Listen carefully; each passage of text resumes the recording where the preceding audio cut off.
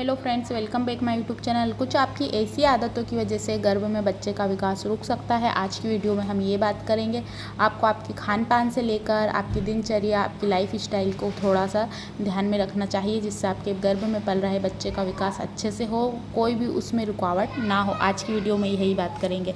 गर्भावस्था के दिनों में एक प्रेग्नेंट माँ को अपने रूटीन से लेकर अपने खान पान का ख्याल रखना ज़रूरी होता है। पॉजिटिव असर गर्भ में पल रहे बच्चे को अच्छी चीज़ें दे सकता है, वहीं अगर आप नेगेटिव सोचते हैं तो बच्चे पर इसका बुरा प्रभाव पड़ सकता है। सबसे पहले हम बात करते हैं एक्सरसाइज की। अगर आप गलत पोजीशन में एक्सरसाइज करते हैं तो इससे बच्चे को काफ़ी प्रभाव पड़ सकता है।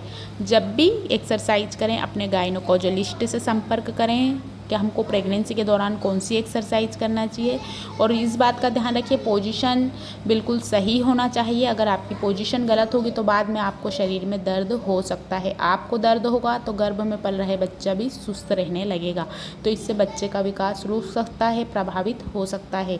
साथ ही सेकंड की बात करते हैं आपके खाने पीने से लेकर। कुछ भी चीज़ों को इसने बोला उसने बोला ये खा लें वो खा लें, बिल्कुल भी नहीं खाना है। जो आपको खाना है उसके बारे में आपको मालूम होना चाहिए कि आपको अच्छे से हजम होना चाहिए, अच्छे से डाइजेस्ट होना चाहिए। आपको उस चीज़ से बिल्कुल भी एलर्जी ना हो।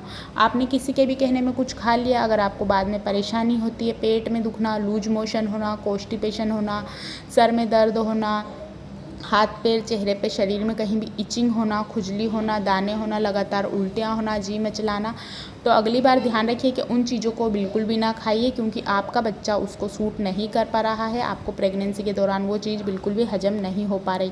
पिछले दिनों में हो जाती थी, अच्छा लगता था, लेकिन अभी गर्भ में पल रहे शिशु उस चीज़ को एक्सेप्ट नहीं कर पा रहा है। तो आपको ये ध्यान ज़रूर रखना है कि अगली बार उस चीज़ को ना खाएं।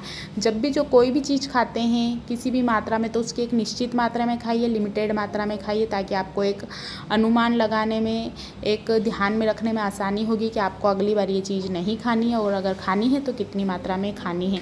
साथ ही बात करते हैं स्ट्रेस की।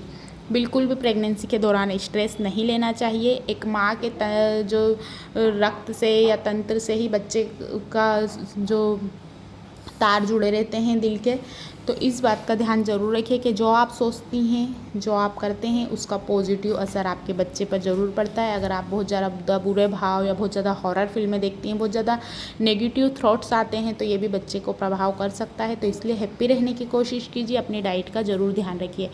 अगर अब थर्ड पॉइंट की हम बात करते हैं, अगर शरीर में काफ़ी सारी महिलाओं को ब्लड सर्कुलेशन बराबर पर्याप्त मात्रा में नहीं रहता है, ब्लड का फ्लू कम मिलने लगता है, तो इसमें आप क्या कर सकते हैं कि ब्लड जो आप खाने में ऐसी चीज़ों को शामिल कीजिए जिससे ब्लड का सर्कुलेशन बढ़े।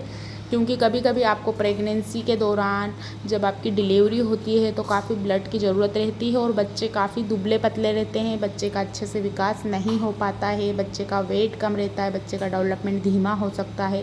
तो स्ट्रेस लेने की बजाय डॉक्टर ने बता दिया आपको ब्लड कम है या पानी की कमी है, तो इसमें स्ट्रेस ना लीजिए। अभी 9th मंथ में बहुत समय है, आप 1 महीने में 15 दिन में इन चीज़ों को अपनी संतुलित कर सकते हैं, उसको बैलेंस में ला सकते हैं। पर्याप्त मात्रा में आराम करके, पर्याप्त मात्रा में अपनी डाइट में दूध से बनी हुई चीज़ों को शामिल करके, अंकुरित अनाज लेकर, हरी पत्तेदार सब्जियों को लेकर, डॉक्टर द्वारा जो बताई गई ही सलाह है उसको लेकर आप उन चीज़ों को शामिल करके अपना वज़न बढ़ा सकते हैं, अपने गर्भ में पल रहे बच्चे का वज़न बढ़ा सकते हैं।